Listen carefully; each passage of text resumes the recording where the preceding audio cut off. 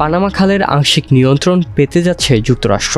এর মাধ্যমে মার্কিন প্রেসিডেন্ট ডোনাল্ড ট্রাম্পের কৌশলগত বিজয় হয়েছে বলে মনে করছেন অনেকে।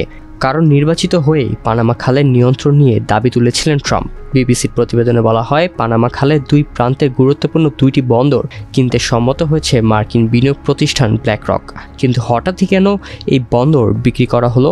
এই কেনাকাটার পেছনে আসলে কি ঘটছে, আর কেনই বা ট্রাম্প এতদিন ধরে এই বিষয়টি নিয়ে ক্ষুব্ধ ছিলেন? পানামা খালটি আটলান্টিক ও প্রশান্ত মহাসাগরের মধ্যে সংযোগকারী 51 মাইল দীর্ঘ একটি কৃত্রিম জলপথ। 1914 সালে এটি নির্মাণ করেছিল যুক্তরাষ্ট্র। এরপর প্রায় 100 বছর ধরে এটি তাদেরই নিয়ন্ত্রণে ছিল।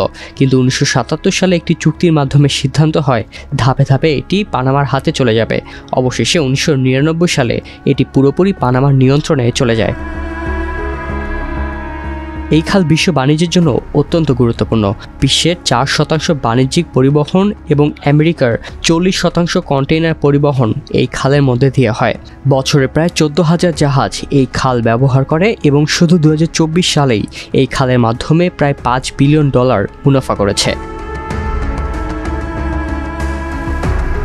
সমস্যা শুরু হয় ডোনাল্ড ট্রাম্পের অভিযোগের মাধ্যমে। তিনি বারবার বলেছেন পানামা খাল এখন চীনের নিয়ন্ত্রণে চলে গেছে, যদিও বাস্তবে খালটি পুরোপুরি পানামার দখলে।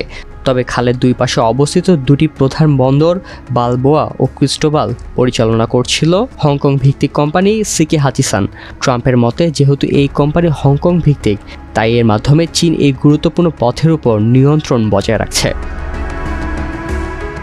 ট্রাম্প এমনও বলেছিলেন যুক্তরাষ্ট্র আবারও পানামা খাল দখল করে নিতে পারে, এমনকি সামরিক ব্যবস্থা নেয়ার কথাও উড়িয়ে দেননি তিনি আরও দাবি করেন মার্কিন জাহাজগুলোকে এই খাল ব্যবহার করতে হলে যে ফি দিতে হয় তা বন্ধ করা উচিত, কারণ মার্কিন সরকার যুদ্ধকালীন সময়ে এই খাল রক্ষা করতে বাধ্য থাকবে, তাই তাদের ফি দেওয়া উচিত নয়।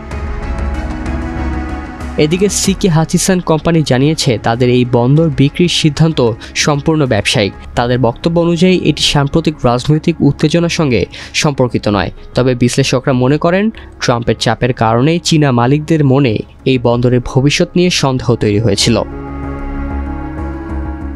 অবশেষে ব্ল্যাকরক ও তার বিনিয়োগকারী গোষ্ঠী সিকে হাচিসানের কাছ থেকে $22.8 বিলিয়ন এই বন্দরগুলো কেনার জন্য চুক্তি করে। তবে এই চুক্তির আওতায় শুধু পানামা বন্দর নয়, আরও 23টি দেশে সিকে হাচিসানের 43টি বন্দর অন্তর্ভুক্ত রয়েছে।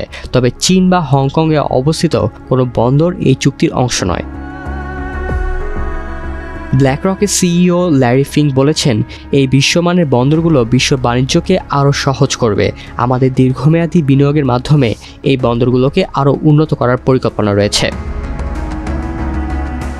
এই চুক্তির খবর প্রকাশের পরেই সিকে হাচিসানের শেয়ারের দাম 20% বেড়ে যায়। বিশ্লেষকরা বলছেন এই বিক্রির ফলে চীনা কোম্পানিটি বিশাল পরিমাণ নগদ অর্থ পাবে, যা তারা অন্য ব্যবসায় কাজে লাগাতে পারবে।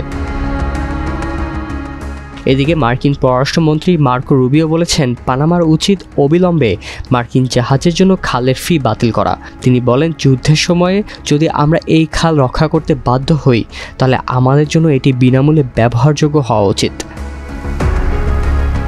তবে পানামার প্রেসিডেন্ট জোসে রাউল মুলিনো স্পষ্ট জানিয়ে দিয়েছেন পানামা খাল ছিল, আছে এবং থাকবে পানামা নিয়ন্ত্রণেই। পানামা মার্কিনীদের দাবি প্রত্যাখ্যান করার পাশাপাশি জানিয়েছে খাল পরিচালনার জন্য ফি নেওয়া ন্যায়সঙ্গত। ভূরাজনৈতিক বিশ্লেষকরা মনে করছেন পানামা খাল নিয়ে দীর্ঘদিনের বিতর্কের মাঝে যুক্তরাষ্ট্র একটি বড় বিজয় পেল। চীনা কোম্পানির হাত থেকে বন্দরের নিয়ন্ত্রণ চলে গেল ব্ল্যাকরকের হাতে, যা ট্রাম্প প্রশাসনের জন্য স্বস্তির কারণ হতে পারে।